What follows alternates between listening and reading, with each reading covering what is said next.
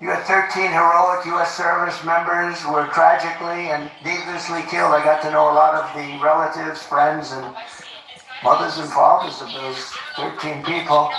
45 others were horrifically wounded, and $85 billion worth of the best military equipment anywhere in the world was handed over to these people. In fact, Afghanistan is now one of the largest arms merchants anywhere in the world. Did you know that? They're selling our equipment at tremendous prices. They're selling our beautiful... We had 70,000 armored trucks, many of them armored trucks and vehicles. Think of this. We had 700,000 rifles and guns. I actually say, what the hell did they need so many for? 700,000 rifles and guns. We had goggles, brand new, right out of the box. You know, they didn't fight at night because they never had goggles, right? Good fighters. They never had goggles. Now they have brand new goggles, all left by the Biden-Harris administration. Gave them billions and billions of dollars, just gave it to them, and now they sell that equipment because they don't need 700,000 rifles. They need 20,000, little difference. They don't need 70,000 vehicles. They need 500 vehicles. You have to ask yourself, who bought all that stuff in the first place? Who bought it all? How disgusted we're all when we see, all of us are, when we see 3 days ago when we viewed their parade, our military equipment running down the middle of their main avenue, brand new, beautiful, armor-plated trucks, tanks, and vehicles running down the middle, and they're all celebrating because we have stupid people running our government, and she'll be worse than Biden because he wasn't really a believer, but she's a radical left believer. She ruined San Francisco, she ruined California, and if she gets in, our country doesn't have a chance. This calamity is on Comrade Kamala Harris's shoulders. I think her name will be Comrade because I think that's the most accurate name. You know, I've been looking for names. People are saying, sir, don't do it. You know all my names. They've all worked. They've all been very successful. And I really didn't find one with her. Sir, she's a woman. I said, so is Hillary Clinton. I called her Crooked Hillary. So nobody complained about that, right? Right? Mr. Governor, nobody complained about that. No, I called her Crooked Hillary. I call people names. I call crazy Nancy Pelosi crazy because she is. She's nuts. You know, Biden is really angry.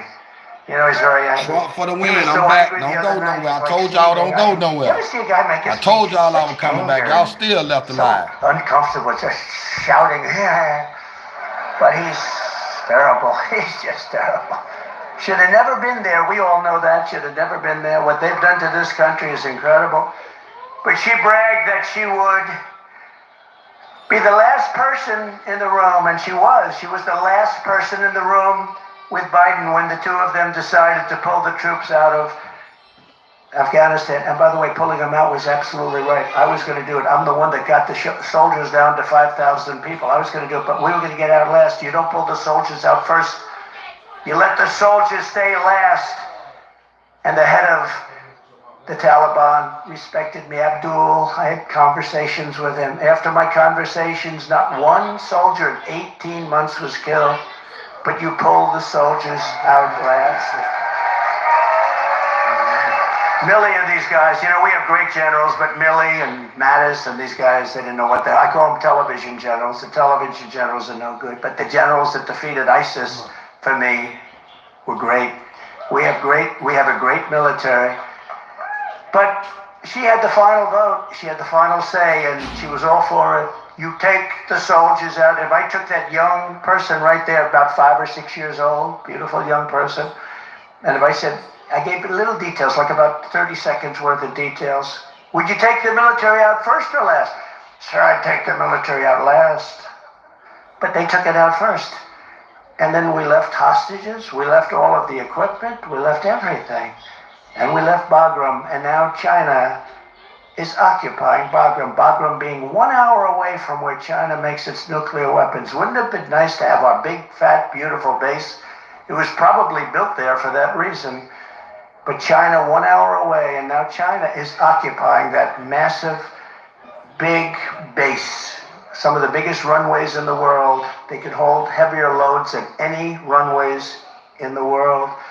Under my leadership, we were getting out of Afghanistan, but we were going to get out with dignity, pride, and with strength. When I left office, we had not lost a single service member in the combat in Afghanistan in more than 18 months. And then we had that horrible day where we lost so many, and so many were so badly hurt. Arms, legs gone, face just obliterated.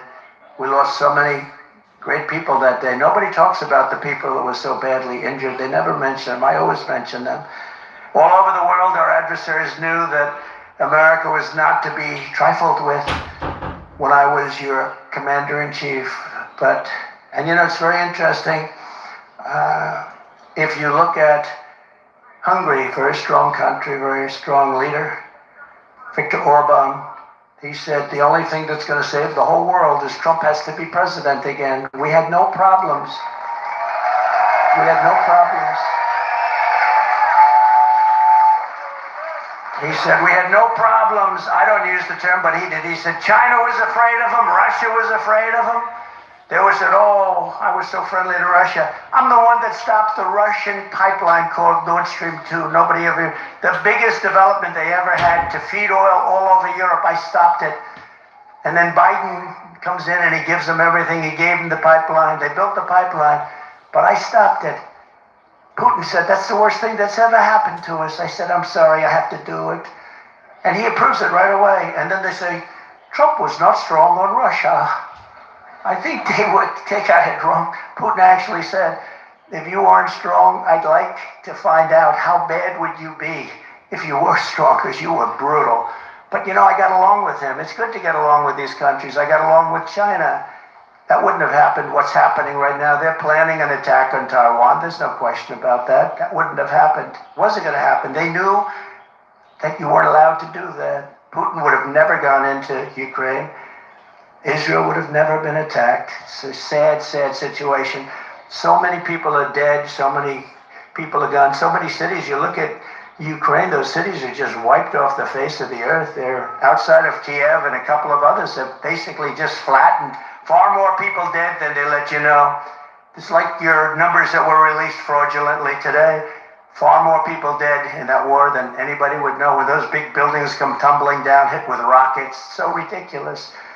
There's nothing left. It's so ridiculous. But since the Afghanistan catastrophe, it's been open season on America and our allies. I really believe that the Afghan